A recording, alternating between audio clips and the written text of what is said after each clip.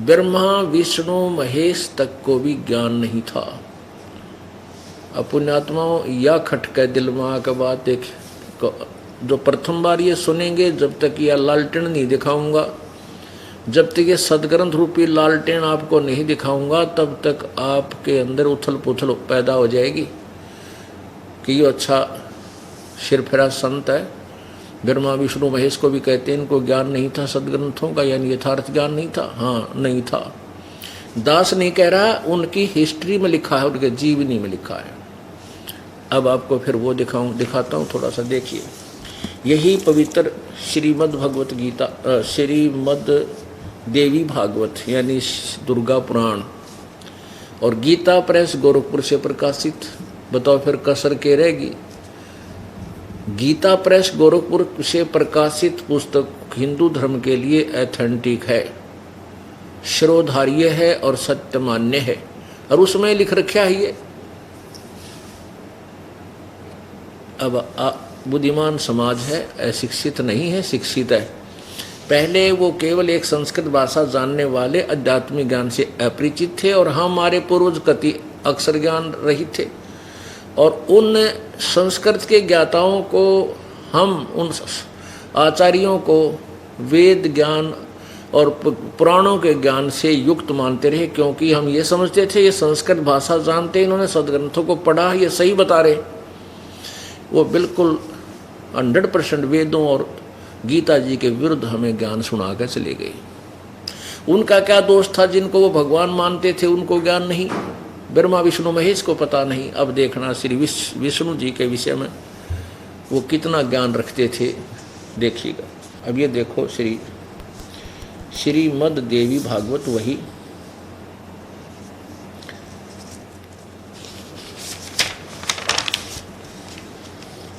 मुद्रक प्रकाशक मुद्रक गीता प्रेस गोरखपुर, गोविंद भवन कार्यालय कोलकाता का संस्थान।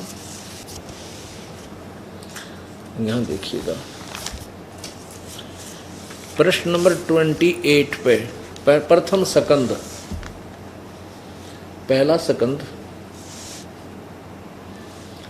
और इसका अध्याय नंबर 4, ये 3 यहाँ समाप्त होता है। 1, 3, 27 पृष्ठ पर समाप्त होता है, 4 प्रारंभ होता है, 100 कुल 28 पे, वो 27 पे समाप्त, 28 पे। अब यहाँ श्री विष्णु जी के ज्ञान से हम परिचित होते हैं, वो कितना ज्ञान रखते थे। नारद जी ने कहा, महाभाग व्यास जी, तुम इस विषय में जो पूछ रहे हो, ठीक यही प्रश्न मेरे पिताजी ने भगवान श्री हरि से किया था, विष्णु जी से। देवाधिदेव भगवान जगत के स्वामी हैं, लक्ष्मी जी उनकी सेवा में उपस्थित रहती हैं, दिव्य कौस्तभ मणि उनकी शोभा बढ़ाती है, वे शंख चक्र और गदा लिए रहते हैं, पीतंबर धारण करते हैं, 4 भुजाएं हैं, वक्षस्थल पर श्री वत्स का चिन्ह चमकता रहता है, वे चराचर जगत के आश्रयदाता हैं, जगत गुरु एवं देवताओं के भी देवता हैं। अब देखो, जगत गुरु एवं देवताओं के भी देवता हैं। ऐसे जगत प्रभु भगवान श्री हरि महान तप कर रहे थे, उनकी समाधि लगी थी। यह देखकर मेरे पिता ब्रह्मा जी को बड़ा आश्चर्य हुआ। अतः उन्होंने उनसे जानने की इच्छा प्रकट की। ब्रह्मा जी ने पूछा, प्रभु आप देवताओं के अध्यक्ष और जगत के स्वामी और भूत भविष्य एवं वर्तमान सभी जीवों के एकमात्र शासक हैं, भगवान फिर आप क्यों तपस्या कर रहे हैं और किस देवता की आराधना में ध्यान मग्न है? मुझे असीम आश्चर्य तो यह हो रहा है कि आप देवेश्वर एवं सारे संसार के शासक होते हुए समाधि लगाए बैठे हैं। ब्रह्मा जी के ये विनीत वचन सुनकर भगवान विष्णु जी श्री हरि उनसे कहने लगे, ब्रह्मन सावधान होकर सुनो, मैं अपने मन का विचार व्यक्त करता हूँ।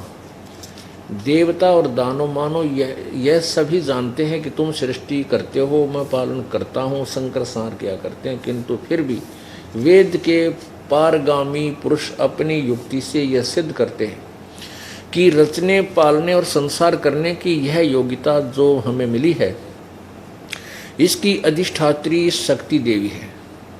वे कहते हैं कि संसार की सृष्टि करने के लिए तुम में राजसी शक्ति का संचार हुआ है, मुझे सात्विक शक्ति मिली है और रुद्र में तामसी शक्ति का आविर्भाव हुआ है। उस शक्ति के अभाव में तुम इस संसार की सृष्टि नहीं कर सकते, मैं पालन करने में सफल नहीं हो सकता। रुद्र से संहार कार्य होना भी संभव नहीं। ब्रह्मा जी, हम सभी उस शक्ति के सारे ही अपने कार्य में सदा सफल होते हैं आए हैं।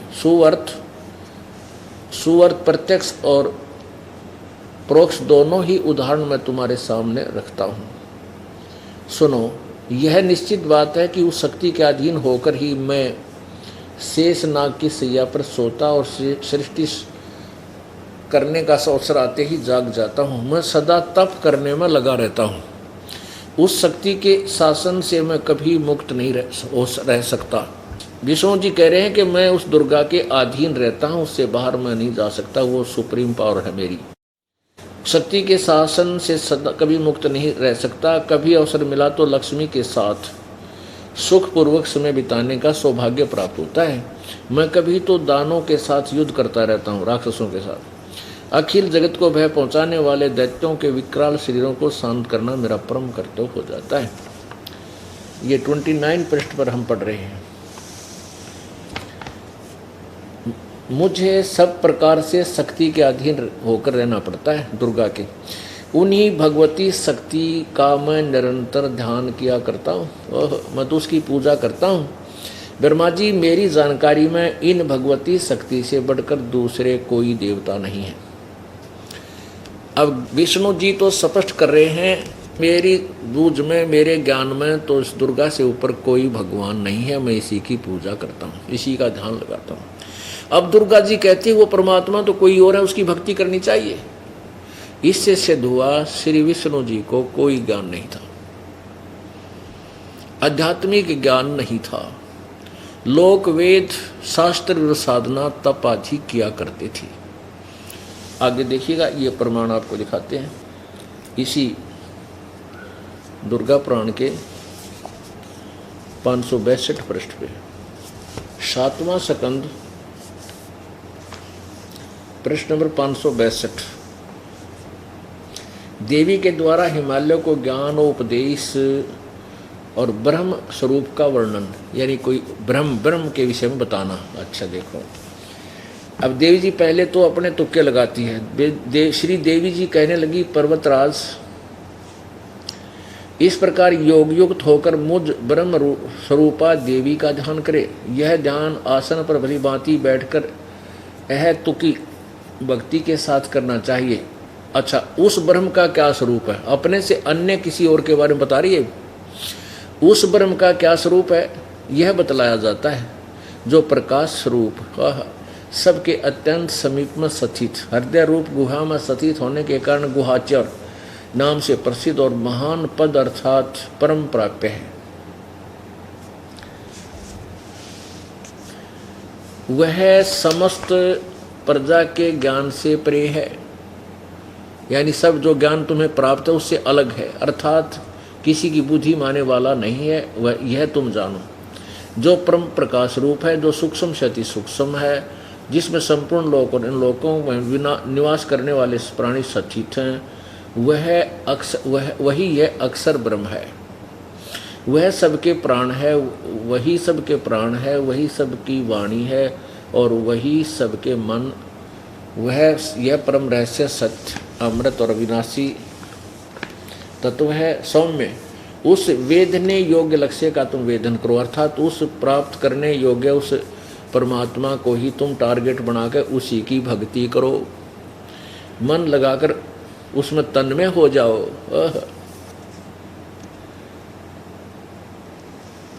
अब देखो, सौम्य उपनिषद में कथित महान अस्त्र रूप धनुष लेकर उस पर उपासना द्वारा तीक्ष्ण किया हुआ बाण संधान करो और फिर भावनागुत चित्त के द्वारा उस बाण को खींचकर उस अक्षर रूप ब्रह्म को ही लक्ष्य बनाकर वेधन करो। परवन ओम मंत्र तो उसका, ओम नाम तो उसका धनुष है, उसको वेधने का, यानी ब्रह्म को पाने का ओम मंत्र है। जीवात्मा बाण है, ये ओम मंत्र है उस ब्रह्म का, ये समझो धनुष है, और जीवात्मा बाण है, और ब्रह्म को उसका लक्ष्य कहा जाता है। अब ब्रह्म को पाना है। अपने विषय में नहीं बता रही दुर्गा, किसी और के बारे में।